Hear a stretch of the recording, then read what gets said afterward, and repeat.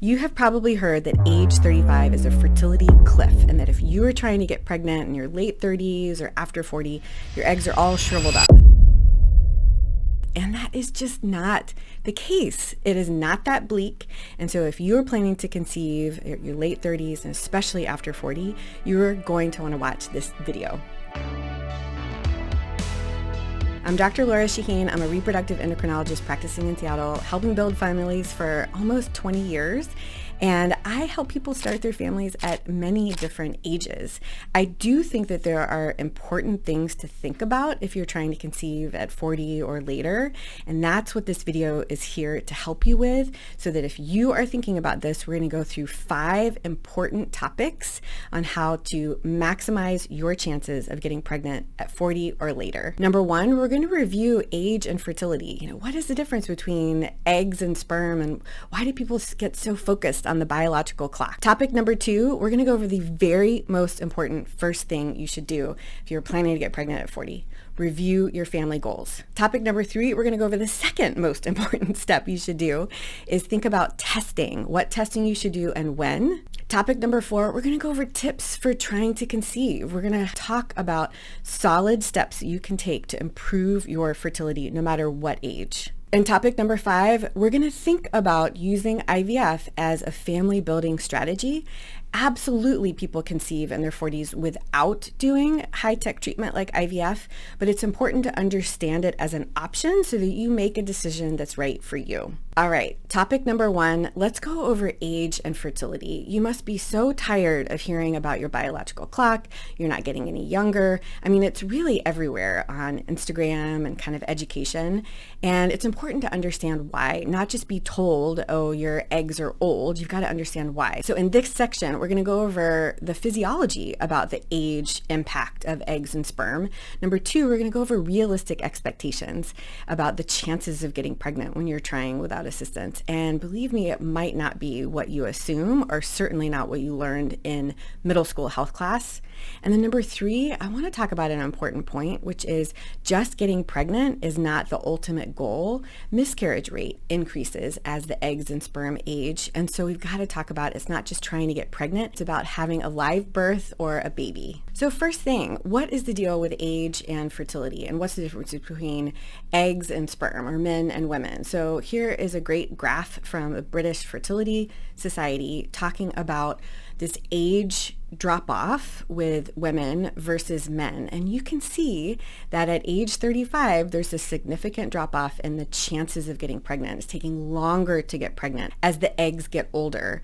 And for men, there is an age impact of fertility, but it happens much later in life, around age 45 or 50, and it's not as dramatic as with eggs. So let me explain the difference between eggs and sperm. I talk to my patients about this every single day. I want you to understand, not just be told numbers and shown a graph. So eggs and sperm are different. Women are born with the same eggs they're going to have their whole life. And as eggs age, fewer of them are able to do all of the genetic work that needs to happen in order to fertilize with a sperm and turn into a healthy baby. Eggs, when we are born, they are frozen in a genetic state. It's called meiosis 1 if you want to nerd out with me. And both copies of the chromosomes. Chromosomes are those X's that we learned about in biology, and there's stacks of genes on each one. So eggs are sitting in our body with 2 copies of each chromosome, and it's when we ovulate, whether we're 20 or 40, that the eggs have to do all of their genetic work, get rid of half of the chromosomes in order to fertilize with a sperm that comes in and gives its half. And so as eggs age, it's easier for them to make more genetic mistakes. Now, sperm make genetic mistakes too, but it's different because men make sperm every single day, and they make tons of sperm. Most of the time, it's millions and millions of sperm in each sample, and the egg is pretty selective about which one it's going to let in. And again, it's made every single day, and it's made ready to go. So sperm is made every day. Eggs have been sitting around and exposed to environmental toxins or just age in general. Like, our bodies just don't work as well as in our youth. And so understanding that difference between eggs and sperm, I think, can be really helpful. Now, the second part of this is we should have realistic expectations of what are the chances of getting pregnant each time we try. So in health class, it seems that we were told to be fearful of getting pregnant because it's so easy that we don't want to get pregnant before we're ready, but that's just half of the information. When you're actually trying to get pregnant, what are the chances each month?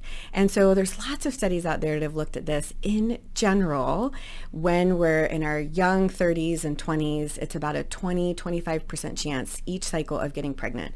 One egg, one sperm, timed trying and resulting in a pregnancy and hopefully a live birth.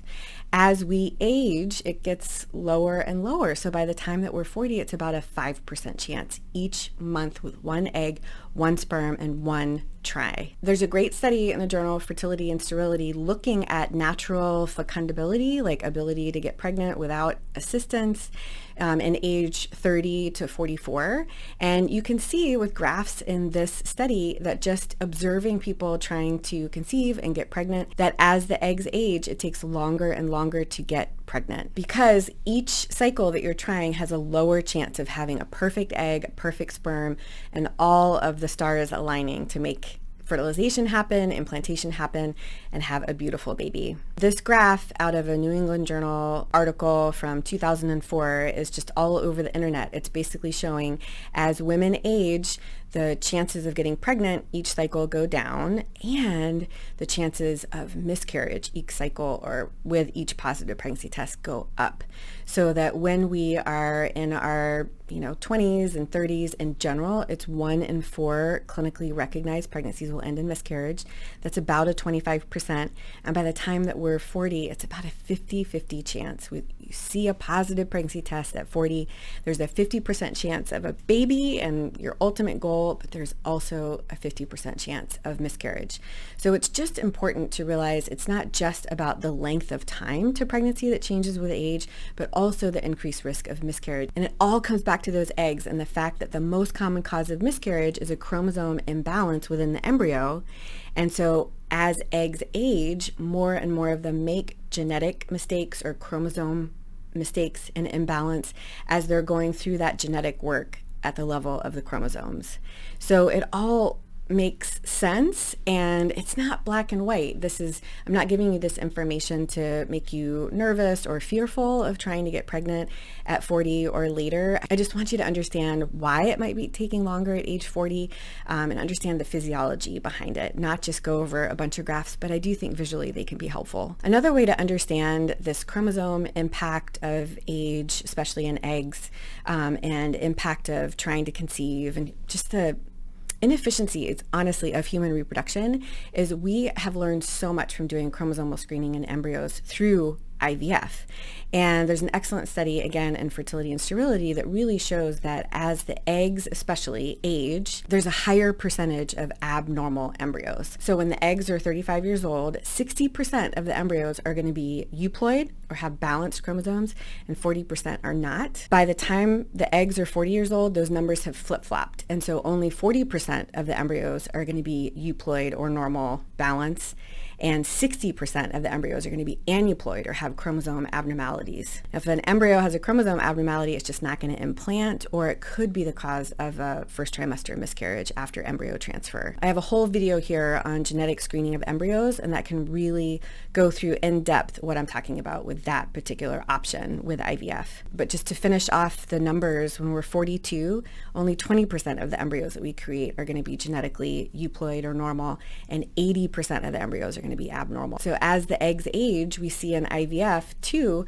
that fewer of the embryos are euploid or normal. So now that we've gone through the physiology and you understand why it can take longer to conceive after the age of 40, or there might be a higher risk of miscarriage and more, take a deep breath, because there are a lot of people that do get pregnant without assistance in their 40s and have beautiful babies. I just want you to understand why, and you kind of feel this too, when someone's at 25 and they get pregnant and have a baby, you're like, great, of course, that's the assumption. When someone's 45 and they get pregnant and have a baby, don't you kind of wonder sometimes, like, well, I wonder, did Did they do fertility treatment? Like, how did it happen? Like, that's kind of amazing and wonderful.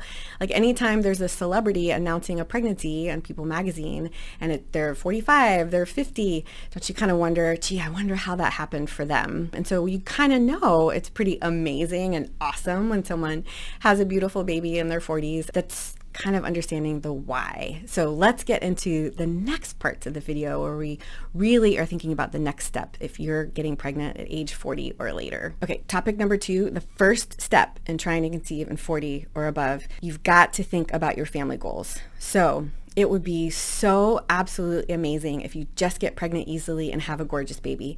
That is what I want for you. But think about your family goals. Do you want one child?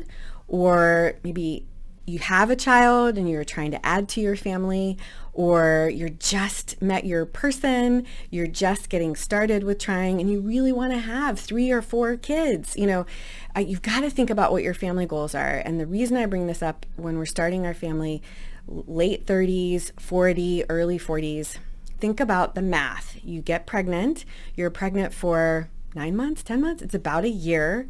And then you don't really start trying again until the baby is about a year old. So if you get pregnant at 40 and have a baby, that is amazing, but your fertility is going to drastically change when you're trying again, if you want to add to your family. And so some people will really think about their family goals, what they want, and kind of that might help them with figuring out how long they want to try. Naturally, like a couple months, and then maybe get some testing. Or if they're like, no, I really want to have 2 or 3 kids, very often I will see people who are starting their family at 40 and they're being pretty, aggressive, like thinking about IVF soon, because you can use IVF as a fertility preservation tool. And we're going to talk about that as our 5th topic, so stay tuned. The 3rd topic is testing. When should you get testing? If you are starting when you're 40 or later, I would not wait at all for testing. I think that time is of the essence, and it is really important to do the basics. Check a semen analysis. Make sure female anatomy is okay. Fallopian tubes are open. The uterus is nice and normal. Look at your egg supply, do an AMH, check your thyroid, do preconception care. Like, it makes a lot of sense to just be proactive. You do not want to try for 6 months or a year at age 40 and then find out that there's a low sperm count. You do not want to lose precious time and find out later that both fallopian tubes are blocked. Now, it's very unlikely.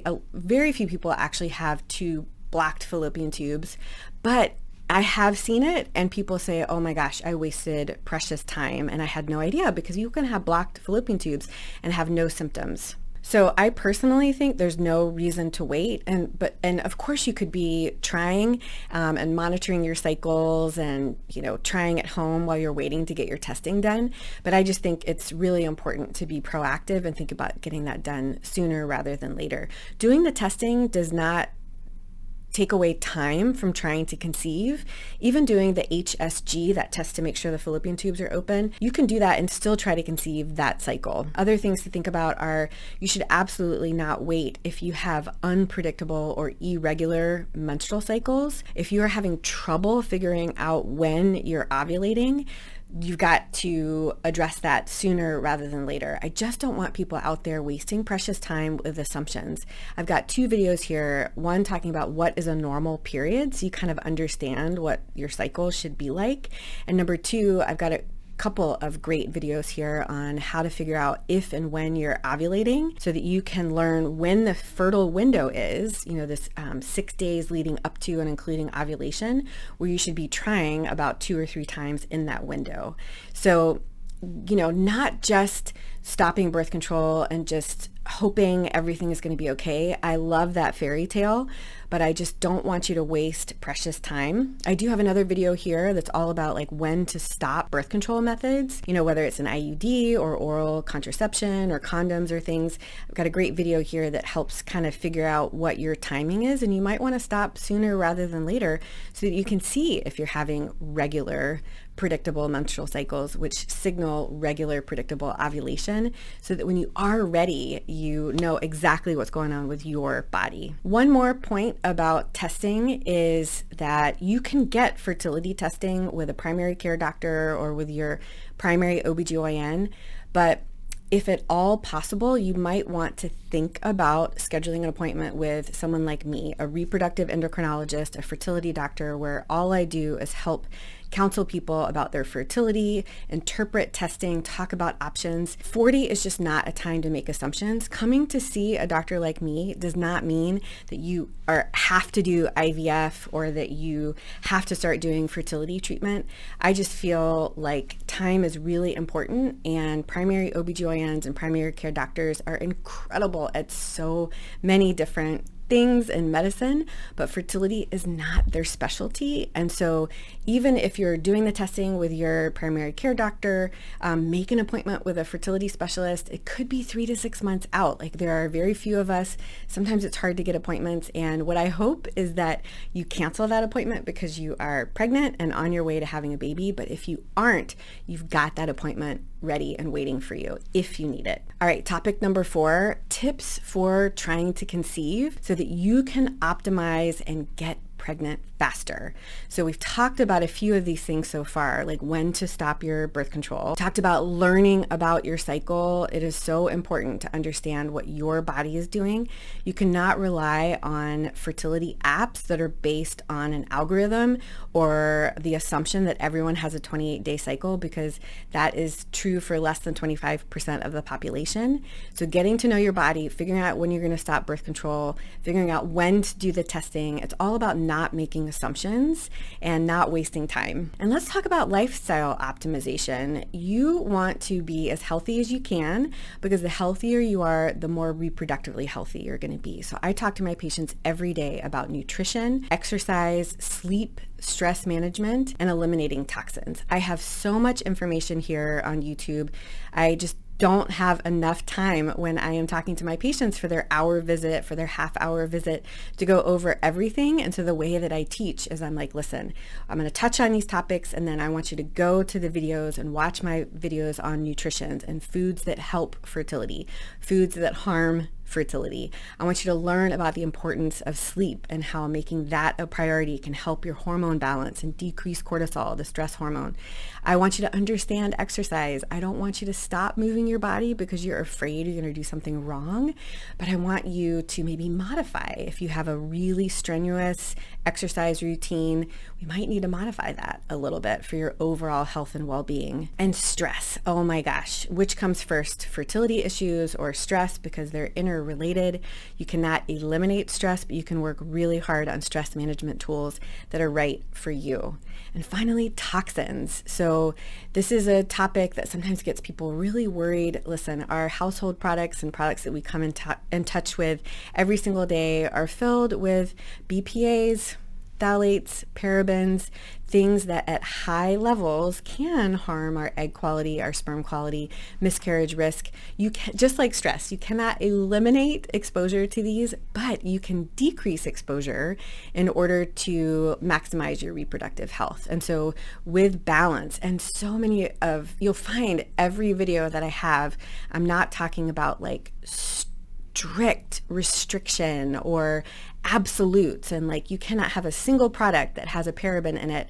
No, I mean, there's got to be balance, and you've got to just make choices in your everyday life, like getting rid of food storage containers that are plastic, that have BPAs and phthalates in them that can get into your food. That's a one-time purchase of like a glass storage container that will decrease your risk to exposures, so it's little things like that can be really helpful, not making you feel shame or worried about doing something wrong, but just learning about what you can do to optimize. So I have a whole playlist here on lifestyle optimization for fertility, and I really hope it helps you. And topic number 5, when to think about going straight to IVF. So this is not for everyone. This is not accessible for everyone. This is not necessary for everyone. But I do talk to patients about, hey, what are your goals? And if your goal is to have 2 or more children at 40 or later, we really have to think about, if you do the math, even if you get pregnant right away, when you're trying to add to your family, whether it's 42 or 43 or even later, it could be significantly more difficult to find that perfect egg, because age 35 is a cliff, but after age 40, especially after age 42, it's a significant drop off as well. And there are many beautiful ways to build a family. There's adoption, there's donor egg. If the age and egg factor are a huge factor, donor egg is a beautiful way to build a family. But if someone wants to have genetically related children, they're planning ahead, sometimes people will go straight to IVF, because not only does it control as many variables as possible and have the highest chance of having a baby now, but if you have embryos frozen, they are waiting for you. And so you still have a very high chance of conceiving in your mid-40s or even later if you have embryos frozen. So it's not perfect. It's certainly a lot more complicated. And for a lot of people, it's very expensive, but it's just an awareness of this being an option is really important, because I have had people come back to me in their mid-40s and just say, gosh, why didn't I freeze embryos or eggs earlier, because now I'm really struggling to add to my family. And so just really, truly something to consider and educate yourself about, so that you make the right decision for you right now and you don't look backwards and say, gosh, I wish I just knew this was an option. So we went over a lot today. Let's recap. Getting pregnant at 40 is possible and wonderful, but there are important things to think about, because it can take longer to get pregnant at the age of 40, and there's a higher chance of miscarriage. And so you just don't want to make assumptions. We talked about 5 important things. We went through the physiology of age and fertility for both eggs and sperm. We went through the importance of thinking through your family goals and making the right decision now to not only start your family or add to your family, but also meet your family goals in the future. We talked about the importance of not making assumptions and getting testing sooner. That does not necessarily mean that you have to do treatment. You just don't want to waste precious time and find out later that there's a fertility issue you wish you knew about sooner. We also went over some important tips to optimize your reproductive health through thinking about your overall health and well-being. And finally, we talked about the option of embryo banking or using IVF as a fertility strategic plan as the highest way of getting pregnant now, but then also being able to add to your family in the future if you are able to have embryos that are frozen and waiting for you.